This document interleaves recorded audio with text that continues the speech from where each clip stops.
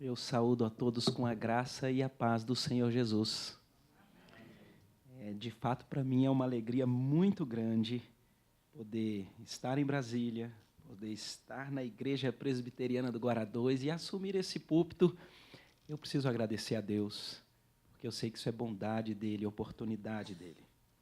Mas, naturalmente, quero também agradecer as carinhosas, palavras do pastor Roster, e juntamente com o conselho, quero agradecer a eles pela confiança e a oportunidade de poder estar aqui na conferência missionária. Às vezes eu tenho um pensamento. Meu pensamento é assim. Por que quando a gente se converte, quando o amor de Deus realmente nos alcança, quando realmente nós entregamos a nossa vida ao Senhor Jesus, por que a gente não vai direto para o céu? Devia ir. Não somos cidadãos desse mundo, somos estrangeiros e peregrinos. Fomos encontrados pelo amor de Deus, fomos salvos pela graça, olhos abertos para o Senhor Jesus, o sacrifício na cruz, a nossa total incompetência de conquistar qualquer mérito para nos aproximarmos de Deus, fomos reconciliados pelo que Cristo fez, nos brota a fé, entendemos a salvação, temos o Senhor, vamos para o céu. E esse pensamento é fruto do seguinte desdobramento, ou gera o seguinte desdobramento. Aonde nós vamos adorar melhor o nosso Senhor? No céu. Aonde nós iremos conhecer melhor e de modo mais profundo o nosso Senhor? No céu. Aonde nós iremos experimentar comunhão entre os irmãos da fé de maneira mais perfeita, mais completa, no céu.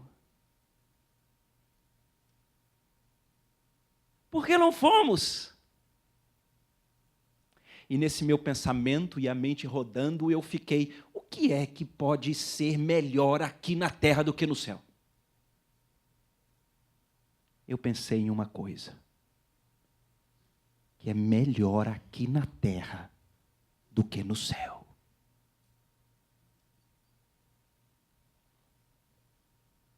É pregar para os perdidos.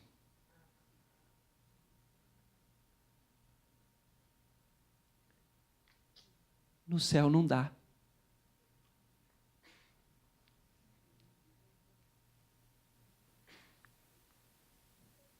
E eu concluo que talvez seja por isso, meu querido, que se você é salvo no nosso Senhor Jesus, talvez seja por isso que você ainda não foi para o céu. É porque há uma única coisa, que como cidadão dos céus, você faz melhor aqui na terra. É proclamar o evangelho da salvação do Senhor Jesus aos perdidos. E quando eu vejo uma conferência missionária, e esse é o nosso grande tema, eu penso que a gente deve relembrar ao nosso coração como igreja de que essa é a missão. A adoração, a comunhão, o conhecimento do Senhor perpassará a igreja do Senhor nessa terra, entrando pela eternidade. Mas a salvação de almas perdidas está restrita aqui a este mundo. E é por isso que então eu comecei a pensar, eu preciso de um texto para pregar.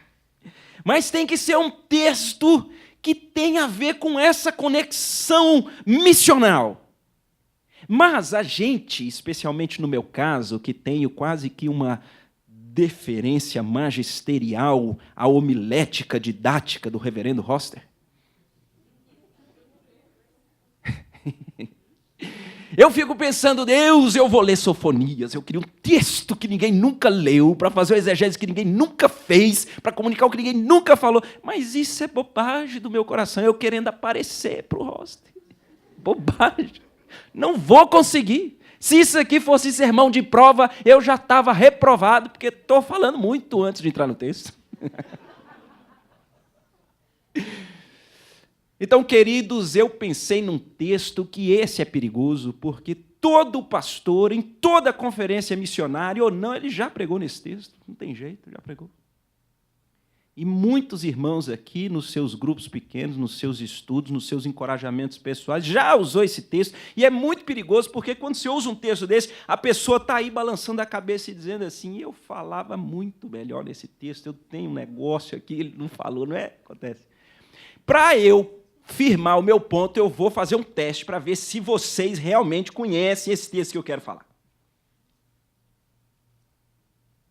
Eu vou começar o texto e vocês terminam só quem souber. Tá bom? Desafio. Eis-me aqui, envia-me. Muito bem. Uns ficaram quietos, mas conhecem. Eis-me aqui, envia-me a mim. Só tem um problema. Não é um texto, vocês até sabem onde está, no livro do profeta Isaías, não sabem? Só que nós, para a tristeza de alguns e alegria minha, nós não vamos só ler esse texto, nós vamos estudar 2 capítulos inteiros. É porque amanhã, na escola dominical, a gente tem um regramento de tempo bem grande, né, pastor? Mas hoje não, né, pastor? Não é, pastor? Obrigado, pastor. Queridos, eu gostaria de pedir aos irmãos que abrissem a palavra de Deus no livro do profeta Isaías, no capítulo de número 5. 5. Abram lá no capítulo de número 5, que é o capítulo 5 que antecede o capítulo 6, que é onde nós chegaremos no texto que eu propus e é tão conhecido. Nós não vamos ler todo, eu vou lendo algumas partes, vou fazendo alguns comentários, não sei se isso perde pontos na avaliação do roster, mas é assim que vai ser. Capítulo 5 do profeta Isaías.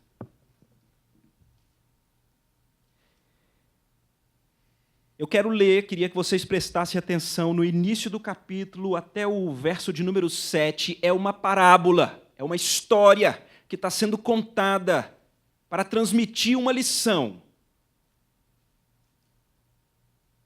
Agora, cantarei ao meu amado o cântico do meu amado, a respeito da sua vinha.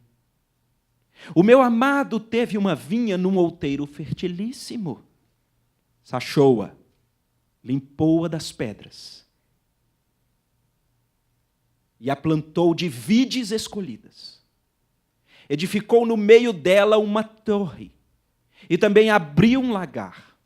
Ele esperava que desse uvas boas, mas deu uvas bravas, amargas, que não prestam. Verso 3. Agora, pois, ó moradores de Jerusalém e homens de Judá, julgai, vos peço entre mim e a minha vinha. Que mais se podia fazer ainda a minha vinha que eu não lhe tenha feito? E como, esperando eu que ela desse uvas boas, ela veio a produzir uvas bravas? Agora, pois, eu vos farei saber o que pretendo fazer à minha vinha. Eu tirarei a sua sebe, para que a vinha sirva de pasto, Eu derribarei o seu muro, para que ela seja pisada. Eu torná-la-ei em deserto, não será podada nem sachada, mas crescerão nela espinheiros e abrolhos. As nuvens darei ordem que não derramem chuva sobre ela. Porque a vinha do Senhor dos Exércitos é a casa de Israel. E os homens de Judá são a planta dileta do Senhor. Este desejou que exercessem juízo. Eis aí quebrantamento da lei. Esperava justiça. Eis aí o clamor. Até aqui, como eu disse, queridos irmãos, nós temos uma parábola onde o próprio Senhor, ele faz uma comparação de um vinhedo, de uma plantação de uvas. Com a história, ele mesmo explica, do povo de Israel. Não é muito sábio nem didático quando o pregador ele repete o que está tão claro no texto, mas eu penso que para minha caminhada e para minha tranquilidade eu preciso vos lembrar. O Senhor chama a atenção daquele povo para uma pintura que ele mostra.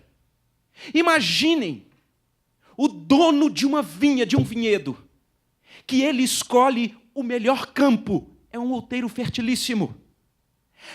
A análise de solo que é feita vai demonstrar uma organização de sais minerais, de acidez, perfeitos à plantação da uva. Mas não é só isso. Ele é a estrutura da maneira melhor e perfeita. Há uma torre, há uma cerca, há um lagar onde se fará os vinhos. Tudo é perfeito. Mas não só isso. Ele escolhe os ramos melhores, ele planta na sua vinha. Quem faz, quem dá as condições, quem estabelece, quem define, é o dono da vinha. Tudo perfeito. Mas aí, em lugar de uvas saborosas, o que acontece? Uvas que não prestam. E a pergunta do dono da vinha é: a culpa é de quem? Quem é o responsável? E ele, na comparação, diz: o que é mais que o dono da vinha poderia fazer? Então ele esclarece para nós: o dono da vinha é Deus, gente.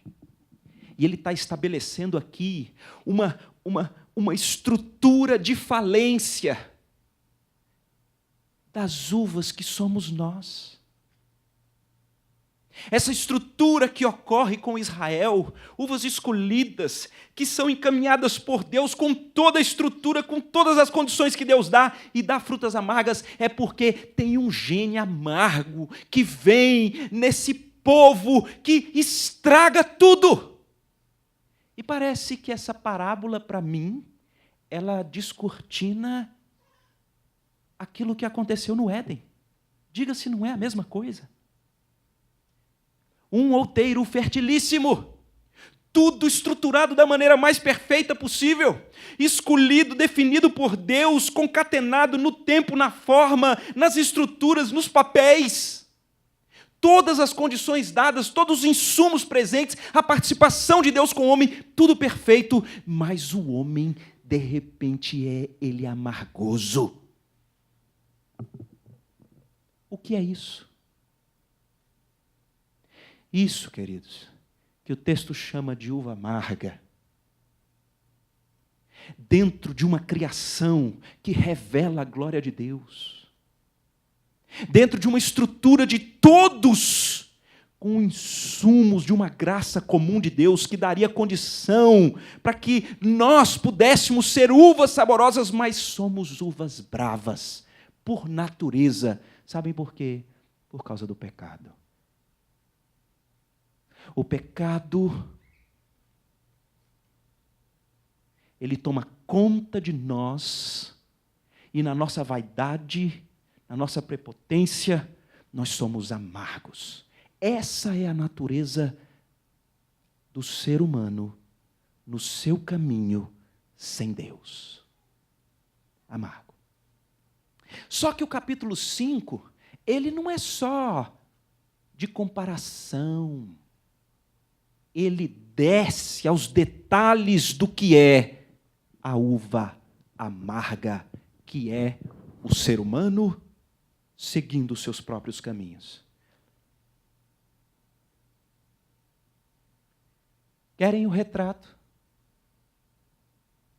Querem o retrato das uvas amargas? Segue comigo.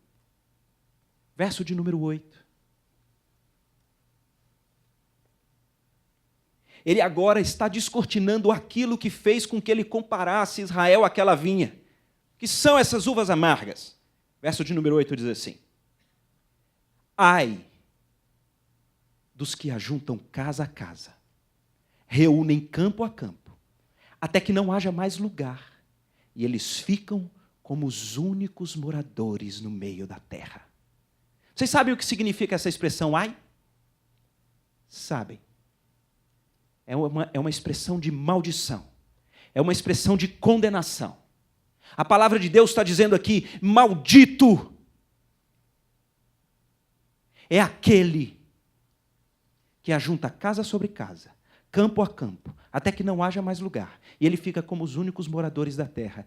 Ele aqui está descortinando um dos grandes pecados do coração do ser humano sem Deus, que é a avareza, é o materialismo, é o consumismo, é a doença do nosso século.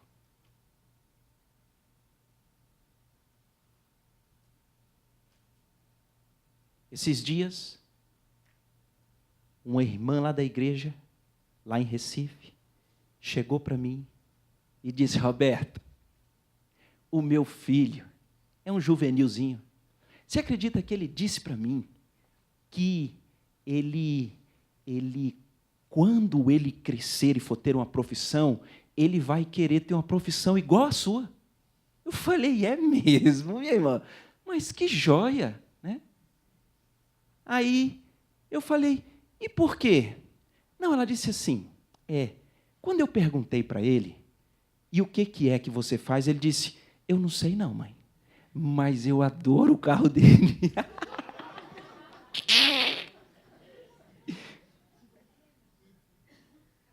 Achei interessante, porque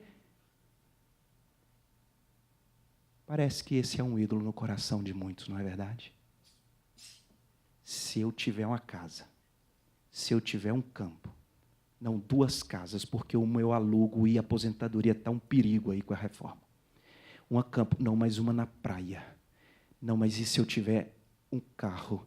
E se eu tiver outro? E nós tratamos a avareza e o materialismo como um ídolo do coração.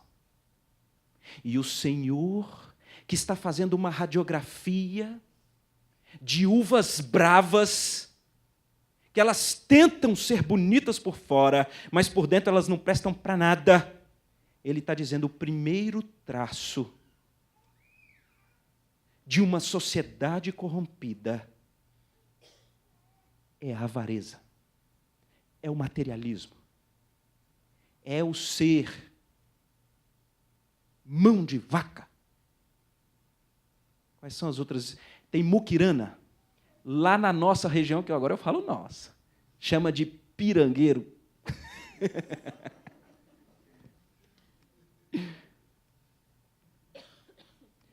Qual é a sua definição de sucesso?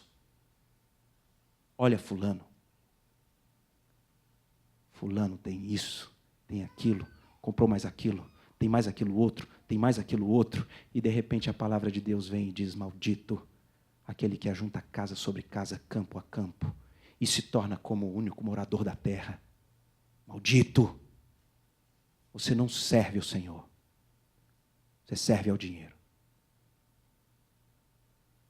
Mas esse é só o primeiro. O verso 11 diz assim: ai dos que se levantam pela manhã e seguem a bebedice, e continuam até alta noite, até que o vinho os esquenta. Liras e harpas, tamboris e flautas, vinho há nos seus banquetes, porém não consideram os feitos do Senhor e nem olham para as obras das suas mãos. Está conseguindo enquadrar aí? As bebedices, os bons vivants, as festas, os atrativos do mundo no mais alto grau de satisfação dos desejos da carne. Começa cedo, vai até altas horas da noite, na embriaguez, nas músicas, nos badalos que não consideram a Deus. Maldito! Segundo traço do raio-x de gente que teria tudo para ser uva saborosa, mas é uva amarga.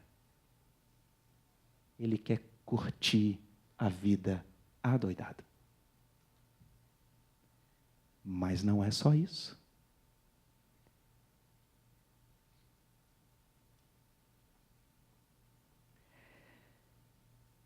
Verso 18. Eu vou passar só nas pequenas descrições do raio-x dessa uva amarga.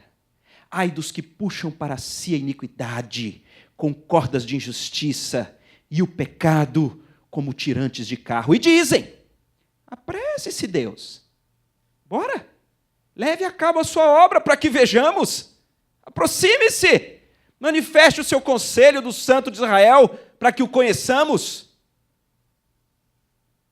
Gente que zomba de Deus, eu acho essa expressão fortíssima, pessoas que elas puxam para si a iniquidade com cordas de injustiça e o pecado como tirantes de carro. Você já viu esse tipo de gente? Que tira onda pelo seu pecado? Já viu isso? Eu me lembro várias vezes na universidade, me lembro de às vezes chegarmos na segunda-feira, um cara em especial, ele chegava dizendo, nossa, esse final de semana, do meio para o final da festa, eu nem soube o que aconteceu, conta aí, cara. Eu vomitei em você, não vomitei, cara. Os caras tiveram que me levar, cara, para o hospital, da injeção de glicose. Eu estava lá, e o cara tira onda. Gente, tira onda, porque conseguiu um esquema e pagou menos impostos, e ele tira onda, porque então conseguiu um lugar lá na frente da fila, ele tira onda. Quantos não são os caras que, quando conversam entre os homens, eles tiram onda de como eles enganam a mulher no adultério?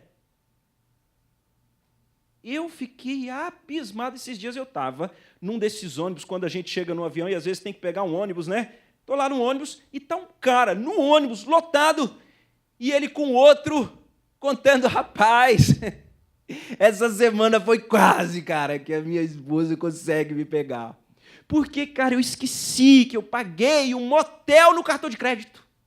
Eu estava sem dinheiro. Ela viu na fatura do cartão.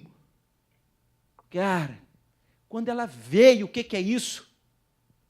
Eu cresci para cima dela, eu falei, isso foi o Miltinho.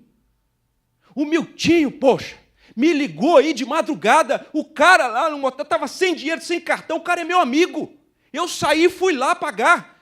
Você não acredita em mim, não? Está me chamando de mim, eu vou ligar para o Miltinho. Ô, Miltinho, eu estou aqui, e lembra aquele negócio que você estava lá, que eu fui, que eu paguei para você? Está aqui, minha esposa não está acreditando, fala com ela. E ele no ônibus, contando, dizendo que passou, e a esposa falou, Miltinho, e o Miltinho, aí ele terminou dizendo, aí, cara, ela desligou e falou assim, ô, meu amor, me perdoa, que eu pensei isso de você. E ele, para todo mundo ouvir. Zombam de Deus,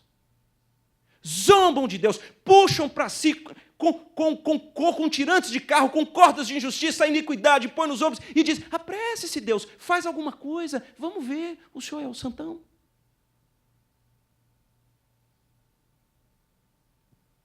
Mas não é só isso. Eu servia para fazer propaganda da Polishop, né? Polishop que é assim, ela faz um produto e fala, mas não é só isso. Queridos, verso 20, eu queria que vocês prestassem atenção nisso aqui. Ai dos que ao mal chamam bem, e ao bem, mal. Que fazem da escuridade luz, e da luz, escuridade. Que põem o amargo por doce, e o doce por amargo.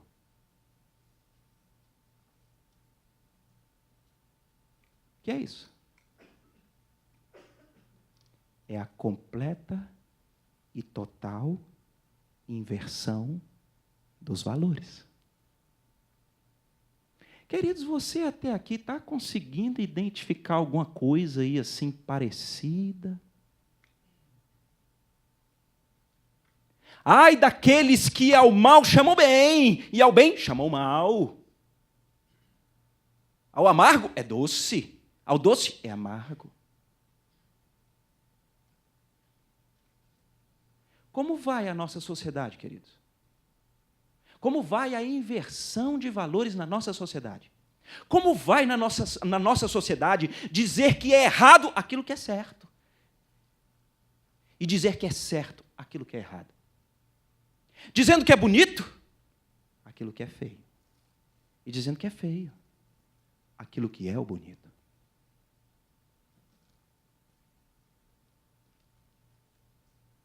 Se nós fôssemos abrir aqui para sair descortinando em todas as áreas onde nós percebemos com clareza na nossa sociedade a completa e total inversão de valores, a gente ia levantar inúmeros exemplos aqui.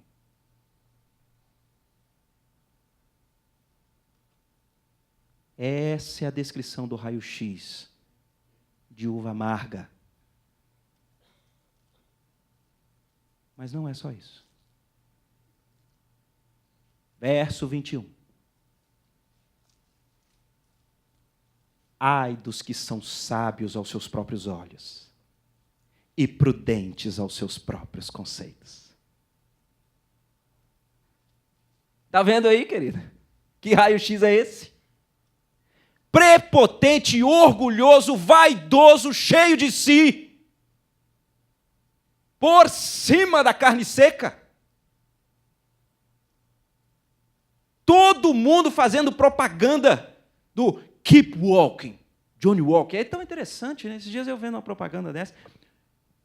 Veja como é interessante. O cara está trabalhando, mas o chefe parece que é um chefe mau.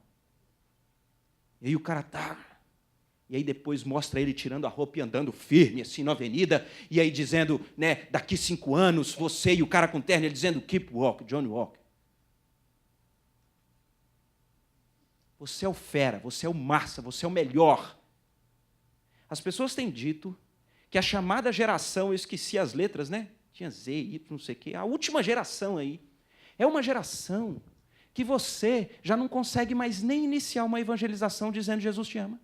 Isso lá no Capacitar, no estudo antropológico feito pelos missionários, Ronaldo com a turma, e eles fazendo um estudo antropológico da turma que hoje está entrando na faculdade. E o resultado foi mais ou menos assim. Se você chegar e dizer assim, eu vim falar para você de Jesus, porque Jesus te ama, ele vai dizer, é lógico, todo mundo me ama, e eu sou bom demais. Porque são sábios aos próprios olhos, são prudentes aos próprios arbítrios, são cheios de si, uma sociedade sem Deus. Mas não é só isso.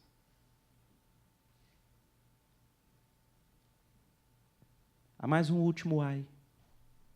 Ai dos que são heróis para beber vinho, valentes para misturar bebida forte, os quais, preste atenção, por suborno justificam o perverso, e ao justo negam justiça. Aqui ele está falando de quem tem poder. E que é forte para as bebedices, e que é pronto para a corrupção. Ele aceita o suborno. Ele condena o inocente. Ele inocenta o culpado pelo suborno.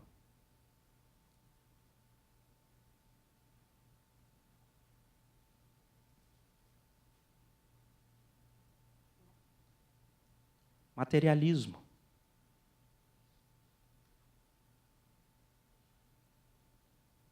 Noitadas e baladas e bebedices e festas.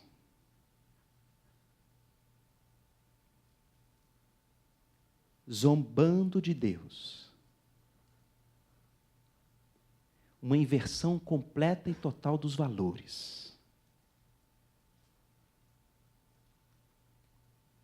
Uma soberba e uma prepotência impressionantes.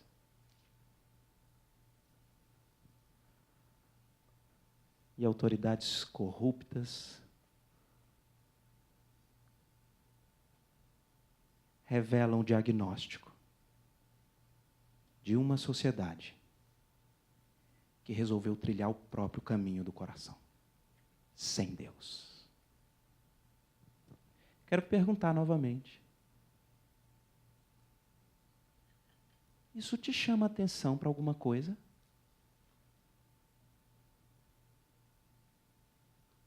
Uau, Roberto.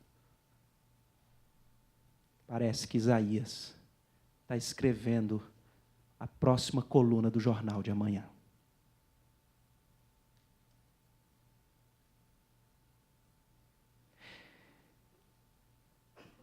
Mas essa é só a introdução do meu sermão. Estou reprovado, pastor. Porque eu lendo isso daqui, meditando nesse texto, a pergunta que me vem à mente é como é que fica o nosso coração, concluindo que o diagnóstico da sociedade onde nós estamos envolvidos é exatamente esse. Como é que fica o nosso coração? Como é que fica a nossa caminhada? Como é que a gente anda mais um passo? Deus, o Senhor perdeu o trono. Senhor, não há solução. Quantos de nós não têm crises homéricas a respeito dos filhos?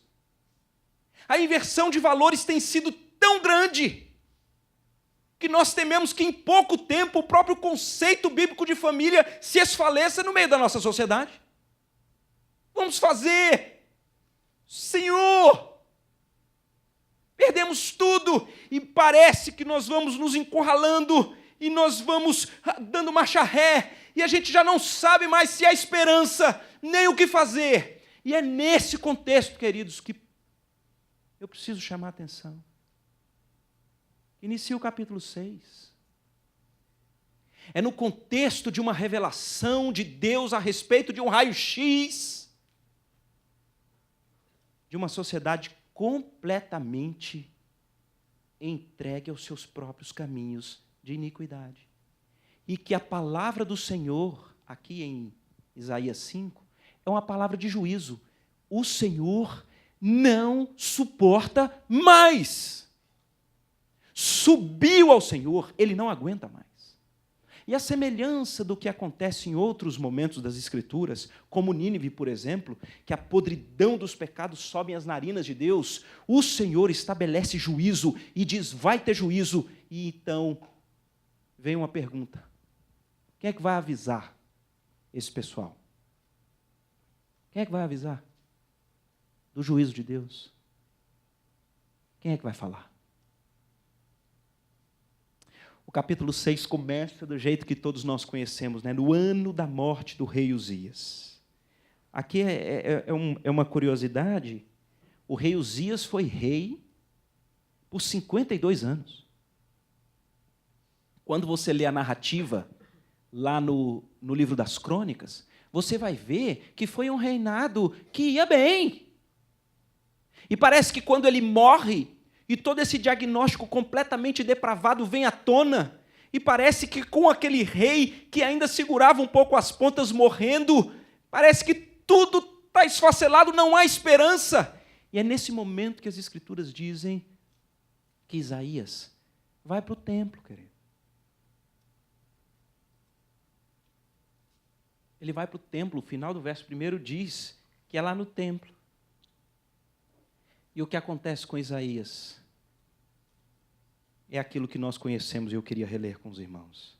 No ano da morte do rei Uzias, eu vi o Senhor assentado sobre um alto e sublime trono.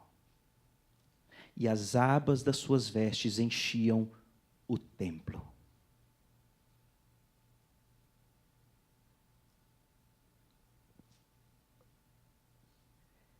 Queridos, eu penso que aqui a gente começa a ter descortinado qual é o segredo da missão. O segredo da missão é quando você olha para um diagnóstico dos perdidos, que é um diagnóstico que lhe rouba as esperanças. É um diagnóstico que lhe faz ver uma distância tão grande do dono da vinha. É um diagnóstico que lhe faz temer continuar nesse mundo. É um diagnóstico de completa destruição. A primeira coisa que precisa tomar de assalto o meu e o seu coração é a visão do Deus que continua no trono. Deus não perdeu o seu trono.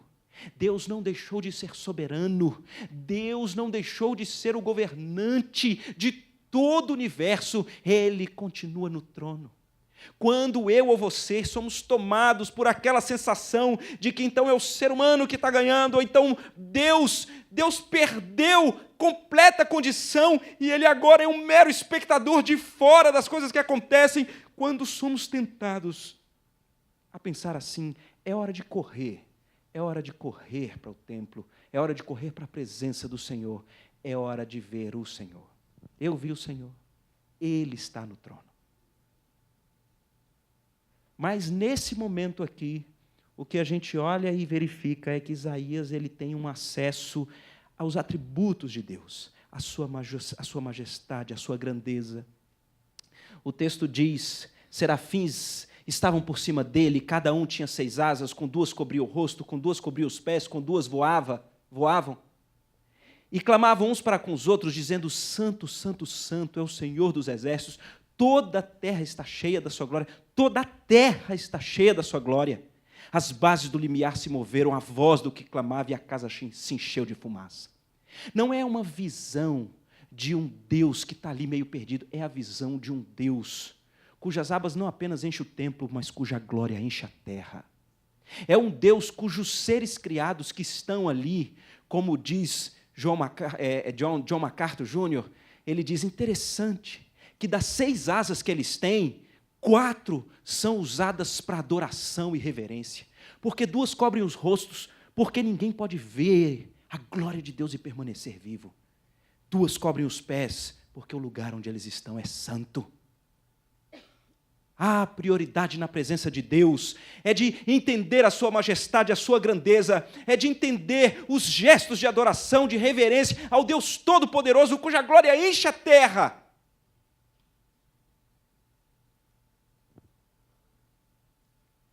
O que pode fazer de mim e você realmente engajado em ser um instrumento nas mãos de Deus para anunciar a essa sociedade pervertida e compilada no raio-x do capítulo 5,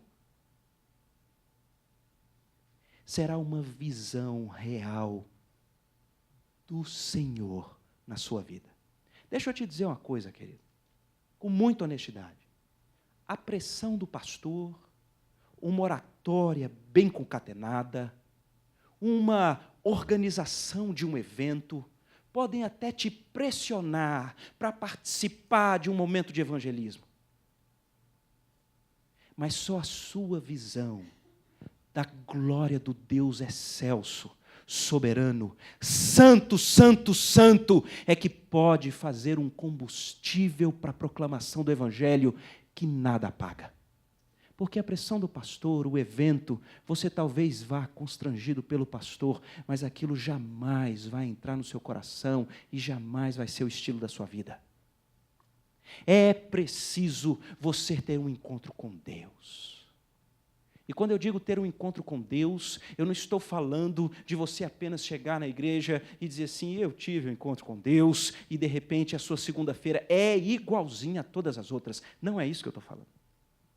Eu estou falando de ter um encontro com Deus, assim como Isaías tem, porque quando ele tem um encontro com Deus, acontece uma coisa muito diferente daquilo que nós estamos acostumados. Porque Isaías se nós fizéssemos uma votação aqui, qual é a reserva ética, qual é a reserva espiritual, qual é a reserva religiosa, qual é a reserva que existe nessa nação de Israel, nós levantaríamos a mão e dizíamos assim: Isaías é um profeta, Isaías fala da parte de Deus, Deus usa Isaías para falar ao povo, Isaías é o fera. Quando Isaías vê o Senhor, a santidade do Senhor, a majestade do Senhor, a glória do Senhor, diz o texto que ele fica desesperado, porque ele diz: ai de mim, eu sou um homem de lábios impuros e habito no meio de um povo de impuros lábios, e os meus olhos viram o Rei dos Exércitos, eu vou morrer. Nós vivemos na própria igreja um equívoco tão grande que talvez se nós estivéssemos lá, nós seríamos capazes de correr para Isaías e dizer: não, Isaías, não fala assim não. Você vai falar que você é um cara de lábios impuros? Não. Não, você não solta palavrão, não. Rapaz, você é a reserva de bom moço que a gente tem aqui, rapaz, você não. Deixa eu dizer uma coisa para vocês. O verdadeiro encontro com Deus é marcado por um imenso reconhecimento de quem nós somos. Sabem o que acontece aqui nesse texto?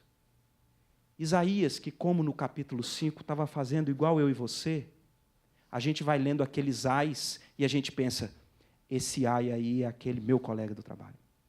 Esse ai aí é aquele meu parente. Esse ai aí são os governantes são. E esse outro ai aí, rapaz, isso aí tem até um lá na igreja que tem esse negócio aí, tem esse ai. E nós escutamos todos esses ais, e eu e você rodamos a cabeça e enquadramos várias pessoas nos ais. Mas nós não. Não é verdade? Aconteceu com você o que acontece comigo. O Senhor muda a estrutura e Ele traz Isaías para Isaías dizer um ai para ele. E ele diz: ai de mim! Sou eu que sou maldito, sou eu que sou o profeta, sou eu que conheço, sou eu que falo, sou eu que estou na presença, não estou coisa nenhuma. Perdi a visão da glória de Deus, perdi a visão da santidade de Deus, perdi a visão da urgência de Deus, perdi a visão da adoração a Deus, perdi. Eu sou um homem puro, quem é maldito sou eu, quem precisa ser tratado, queridos, para poder realizar a missão é você, sou eu. É você que tem que ter um encontro diferente com o Senhor. Não é esse de uma religiosidade que você vem indignado porque o cara fala muito e roubou o lanche do seu fast food. É um encontro quando você encontra com o Senhor e vai todo mundo embora e o zelador está aqui dizendo: você não vai não, e você está de joelhos chorando aqui dizendo: ai de mim, eu estou perdido, o meu lábio é impuro, meu coração é impuro, meus pensamentos são impuros, eu sou mercenário sim, eu sou avarento sim, eu sou prepotente sim, eu estou afim das festas sim, eu sou o cara completamente corrompido. Porque isso, essa humilhação, é que muda a vida de uma pessoa. O encontro que Isaías tem com Deus não é um encontro de um Isaías que é pintado, muitas das vezes, quando se fala do verso 8, eis-me aqui, envia-me a mim. A sensação que a gente tem é que está a multidão inteira, todo mundo lá, e Deus diz: a quem enviarei? E Isaías pula e diz: eu! Eis-me aqui, envia-me a mim. A gente diz: ele é o cara. Não é isso que o texto está dizendo. Isaías, na presença de Deus, se vê falido, sem competência, ele é um hipócrita, porque de um lado ele é profeta da parte de Deus, mas na presença de Deus, ele vai exatamente no ponto que nenhum de nós acharia que era o pecado dele. Ele diz: eu sou um homem de lábios impuros. Eu sou. Eu vi o Senhor, eu vou morrer. Não dá mais para termos pessoas que vêm conferência missionária após conferência missionária, culto após culto, e nada acontece, e sai dizendo: Deus falou comigo. Queridos, em Juízes no capítulo 13, o anjo do Senhor vem falar com os pais de Sansão. Quando você lê lá o verso 22, Manoá, o pai de Sansão, diz assim: meu amor, nós vamos morrer, porque os nossos olhos viram o Senhor. Quem vê o Senhor é tomado de um grande temor, porque ele entende a santidade, a glória de Deus, e ele entende a sua podridão e a sua pecaminosidade. O que aconteceu com Jó? Jó é o cara mais tampa que a gente já viu nas Escrituras. Pois quando Deus se revela a ele, ele termina dizendo: antes eu te conhecia de ouvir, mas agora os meus olhos te veem, por isso eu me abomino e me arrependo no pó e na cinza. Ele cai na presença da visão do Deus Santo e glorioso. Você vai para o Novo Testamento, o que acontece? Quando Pedro está lá na grande pescaria, ele passa a noite, não pega peixe, coisa nenhuma, Jesus pergunta: pegou peixe? Ele fala: não peguei. Joga a rede do outro lado. Ele fala: mas não é possível. Ele joga. Quando vem os peixes, ele percebe que ele está na presença de Deus. E ao invés de dizer: cara, foi massa, Pedro vem para a praia, ele cai no chão e ele diz: retira-te de mim, porque eu sou pecador. Os discípulos estavam num barco, estava tendo uma grande tempestade, Jesus estava dormindo. O texto diz que os discípulos estavam amedrontados com a tempestade. Quando Jesus acorda, Jesus só faz... vira um espelho. E o texto termina dizendo que eles ficaram muito amedrontados. Porque dá medo, queridos, uma tempestade lá fora. Mas quando você realmente está na presença do Deus Santo, Santo, Santo e glorioso, o temor é muito maior. Você vai para o Monte da Transfiguração, os discípulos estão lá, Jesus é transfigurado, uma voz dos céus toma conta, e o texto diz que os discípulos caem por terra.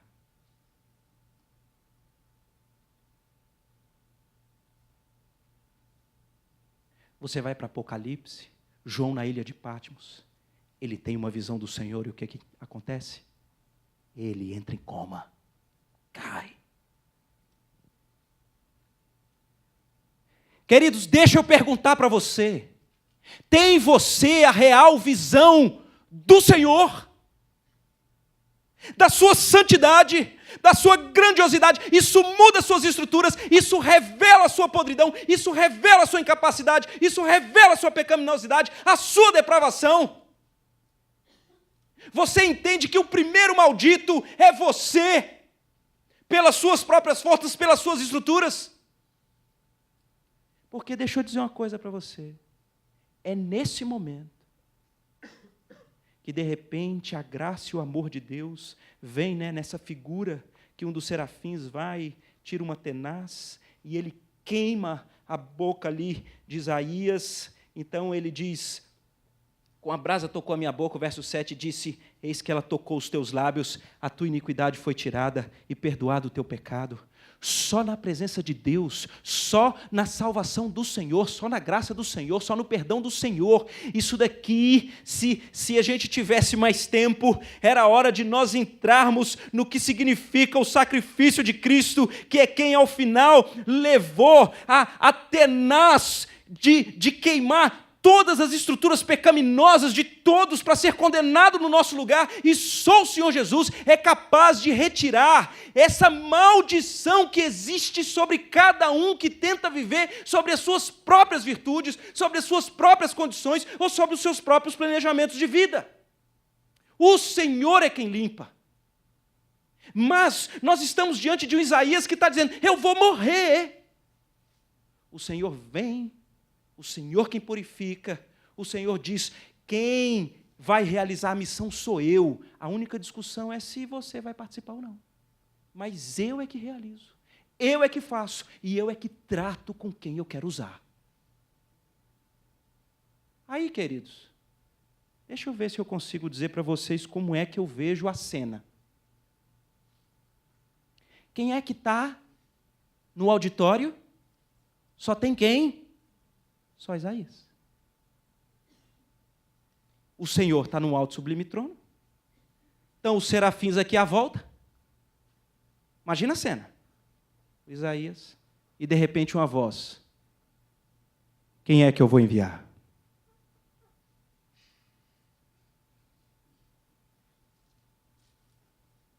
Vocês estão entendendo a cena que eu vejo? Ele acha que vai morrer. Deus está tratando com ele. Só tem ele. Deixa eu dizer uma coisa para vocês, queridos. Eu não sei se você já ouviu ou medita nesse texto do eis-me aqui, envia-me a mim, como se fosse uma carga de super-herói, que você sai de uma conferência dizendo, eu vou fazer esse negócio. Eu vou dizer, eis-me aqui, envia-me a mim. Eu não acho que, sinceramente, quando o Senhor pergunta, quem enviarei? Ouviu uma voz, verso 8, a quem enviarei? Quem há de ir por nós? Eu não acho que é, eis-me aqui, envia-me a mim. Na minha cabeça é,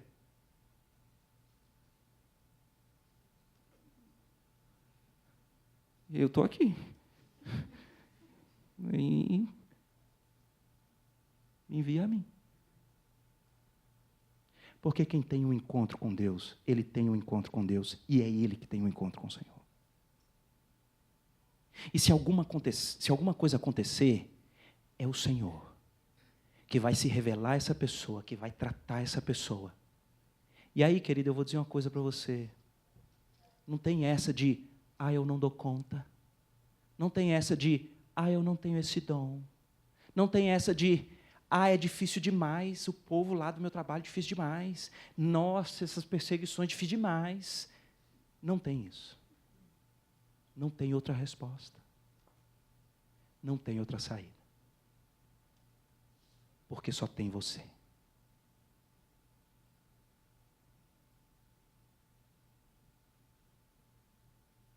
Quem se encontra com o Senhor, quem é tratado na sua miséria, não é paladino da justiça. Ele é enviado do Senhor. Mas, queridos, como eu estou percebendo que não tem ninguém com sono, eu sei que vocês querem rir, né? Eu queria dizer uma coisa final para os irmãos, que é uma das partes que a gente não lê no texto, que é a conversa que vem depois. A conversa que vem depois é a pior conversa que Deus poderia ter com alguém que se rende.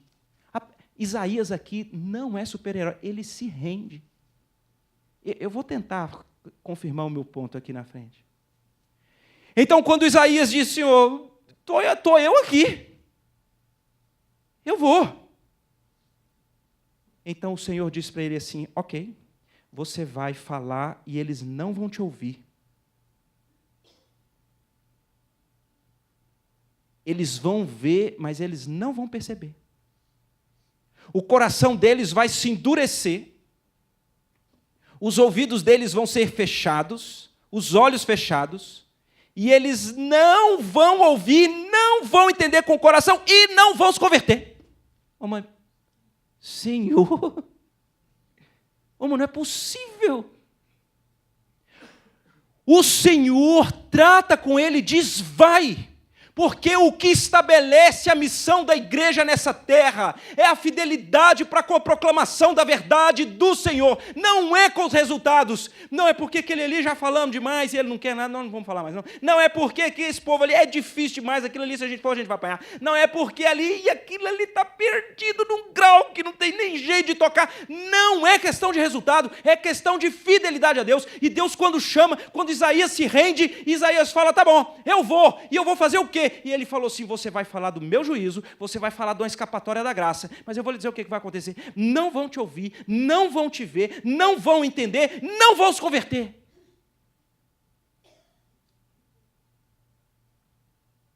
A Roberto, uma conferência missionária, não podia ler essa parte do texto, não. Queridos, e a gente vê Isaías, que é aquele que a gente chama de super-herói, fazendo uma pergunta curiosa. Porque se é o super-herói, ele faria a seguinte pergunta, quando é que eu começo? E a pergunta que ele faz é, e quando é que eu termino?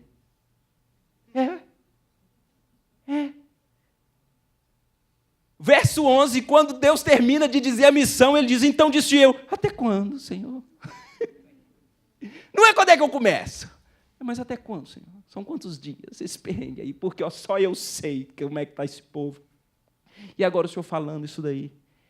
E agora, então, eu queria chamar a atenção, lendo o final, para que você puxe aquele último fôlego do suspiro que você ainda tem no combustível dos olhos e dos ouvidos, para a resposta do Senhor.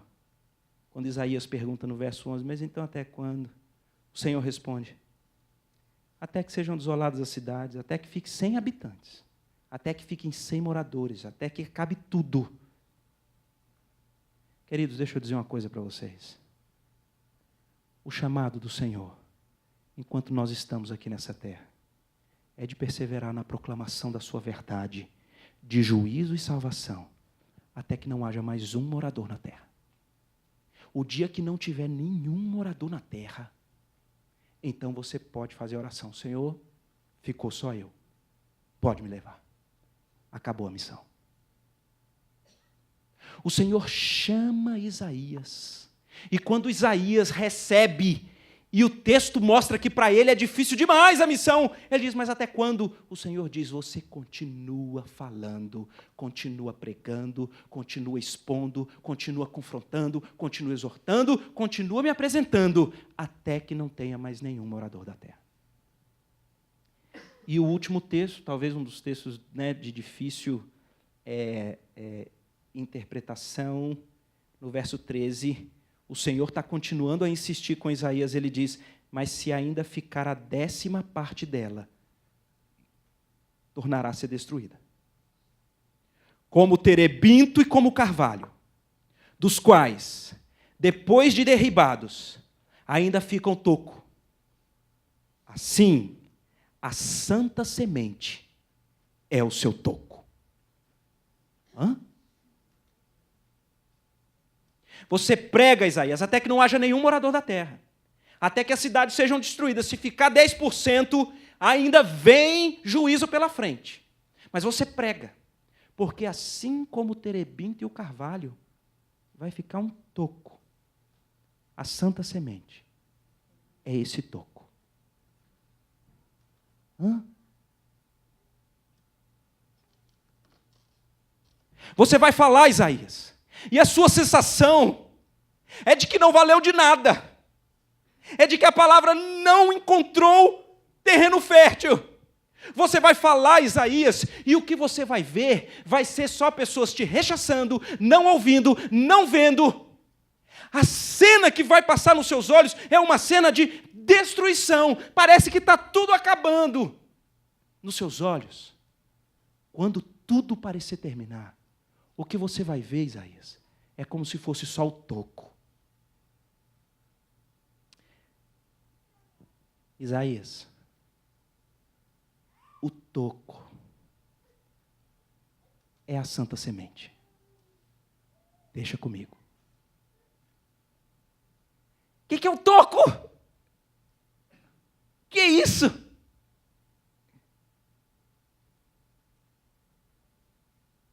Interessante, eu não entendo nada de botânica, né, dessas coisas, e naturalmente, né, eu fui ler vários comentários sobre esse texto, e tem muita gente que escreve um monte de coisa, e naturalmente os escritos que são teológicos, eles já escrevem na perspectiva da exegese do próprio texto. Mas eu fiquei rodando e pesquisando para encontrar, né, informações de botânica mesmo, que revelem, né, informações que são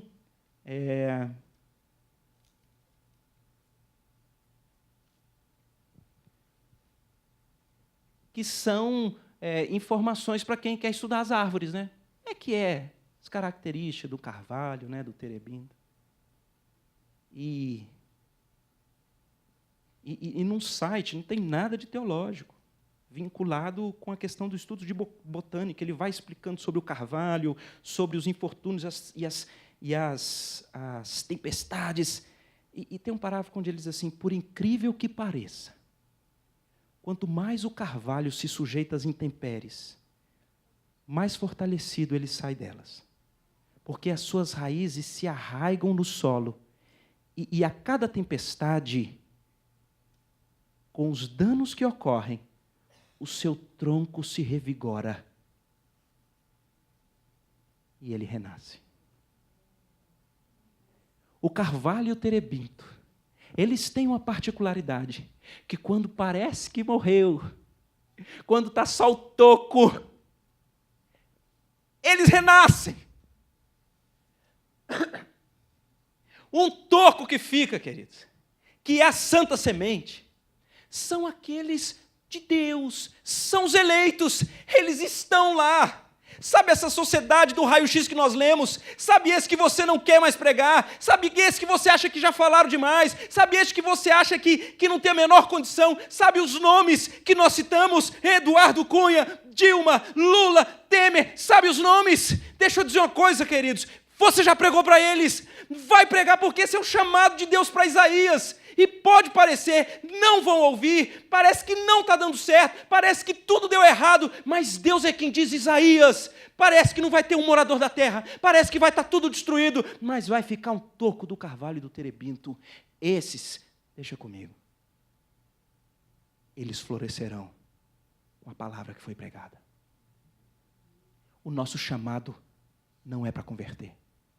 O nosso chamado é para, mediante uma visão da glória, da santidade de Deus, do reconhecimento da nossa condição pecaminosa, do tratamento na graça do Senhor Jesus que nos salva, sermos fiéis a Ele, ainda que estejamos na sociedade mais transviada que exista. E a nossa preocupação não é com resultados, mas é com fidelidade a Deus, porque onde você menos esperar, onde você achar que não tem mais saída, o Senhor, pela sua graça, faz renascer um povo para Ele. E esse povo estará na eternidade com Ele,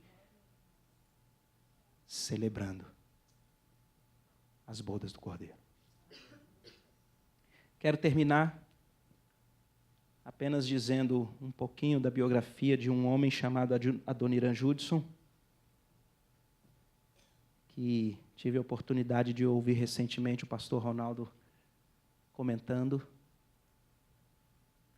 Filho de um pastor, muito inteligente, primeiro da classe, foi para a universidade, se formou como o primeiro da classe, mas ele volta para casa ateu. Pai, eu não acredito mais em Deus. E o pai e a mãe trincam, e eles tentam conversar, e ele agora com as suas eloquências e com os seus devaneios, ele então rebate um a um e ele diz: eu não creio mais. Ele vai embora, toma o seu rumo de muito sucesso, porque era um gênio. Então, uma pessoa destemida na rua vai confrontá-lo, e ele muito inteligente, e ele então está se estruturando no ateísmo para combater, e aquele que vai atrás dele não quer saber, e diz: se você morrer, você está perdido, indo para o inferno, quer você creia ou não. Adoniran Judson, interessante como que Deus faz algumas coisas. Ele vai dormir num hotel e ele percebe que chega no quarto ao lado uma outra pessoa, meio esquisito, uns barulhos estranhos, e ele começa a pensar: rapaz, essa pessoa não tá bem, e se ele morrer? E se ele começa a ficar em parafuso, na manhã seguinte, a cena, o que estava no quarto ao lado tinha morrido, mas não era qualquer pessoa, era o seu colega, que formara com ele e que o tinha convencido do ateísmo. Naquele dia ele tem um encontro com o Senhor. Ele tem a sua vida transformada e ele lê um texto: ide por todo mundo e pregar o evangelho a toda criatura. Ele volta para casa tomado da presença de Deus e diz: eu tenho que ir. E eu vou para a Birmânia. A sua esposa, 16 anos. E agora os pais choram, não porque ele é ateu, porque quer ir para um lugar que ninguém sabe se o verá novamente. A história diz que eles chegam quase mortos na Birmânia. E ele inicialmente envereda pelo estudo da língua, o birmanês. Após um ano, ele falando igual qualquer pessoa que vai conhecer um dialeto difícil, sem ninguém para ajudar, ele não está sabendo escrever direito, mas ele escreve um panfleto à mão, vários. Quem é Jesus? E ali ele escreve alguns versículos: eu sou o caminho, a verdade e a vida. Eu sou a ressurreição e a vida, quem crê em mim ainda que morrer. E escreve alguns versículos, e ele replica aqueles versículos junto com sua esposa. E eles distribuem em todos os que sabiam ler no birmanês. Todos chacotearam. Vários rasgaram na frente. Uns não quiseram nem ler. Ficou para lá. A situação dele da Birmânia é uma das mais atrozes que nós conhecemos. Na Birmânia, ele foi preso.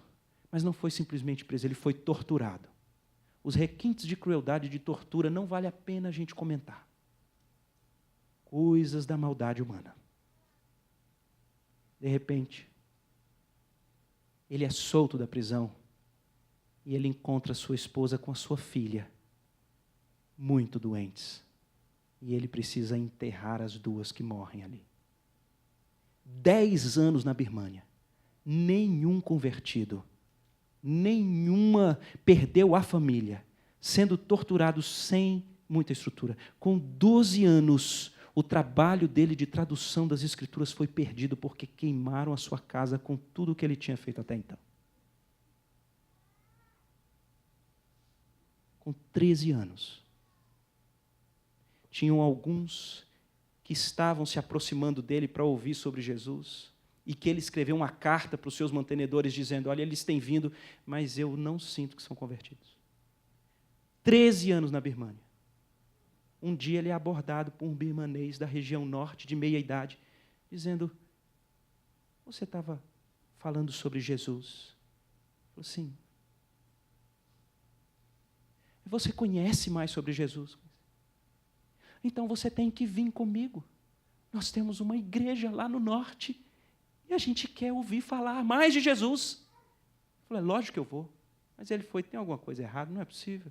Como que não chegou essa informação para mim, que na Birmânia, no norte, já tinha uma igreja? Que equipe é essa? Como é que é esse negócio? A gente não trocou figurinha, esse trabalho todo. Ele chega lá e a primeira coisa que ele quer fazer, ele quer conhecer os missionários. Diz, a gente quer conhecer. Cadê? Tinham 30 pessoas. Eu queria conhecer os missionários. Eu falei, mas como é missionário? O que é missionário? Não, mas vocês se reúnem, vocês creem em Jesus? Como é que foi isso? Não, foi um tio de um aqui que encontrou um panfletinho que dizia, quem é Jesus? E ali tinha apenas alguns dizeres. E aquilo simplesmente mudou a vida do tio dele, que passou a proclamar a verdade desse Jesus. E hoje nós estamos aqui. 13 anos depois. A dona Irã Judson começa a pregar a eles e com alguns anos, quando ele sai da Birmânia, eram 63 igrejas, 200 líderes formados, porque de onde parece que a morte há um toco, é uma santa semente. Quem faz esse toco brotar, quem faz esse negócio viver, quem dá vida ao corpo, quem salva é o Senhor. Proclama, querido. Escreve o próximo bilhete. Entrega. Pode ser que você não veja nunca o resultado, mas nós nunca saberemos o que Deus pode fazer para a glória do seu nome. Birmânia não existe mais, mudou o nome, é Mianmar. É um país muito fechado até hoje, mas existe entre 2 milhões a 4 milhões de crentes lá. Há pouco tempo, tem pouco mais de 10 anos, alguns conseguiram entrar na Birmânia e fazer uma pesquisa para entender como é que tem esses crentes. E as pesquisas todas iam, como é que vocês se converteram? Não, mas meu pai pregou, não tenho líder. E ele foi, até que encontraram que no meio do século XIX, não, quem trouxe foi um rapaz chamado Adoniran Judson, que escreveu um bilhete, que foi, inclusive, muito mal escrito, para o norte. Surgiu uma igreja, o Senhor o trouxe de volta, e existem milhões que honram e louvam o nome do Senhor, num lugar completamente perseguido.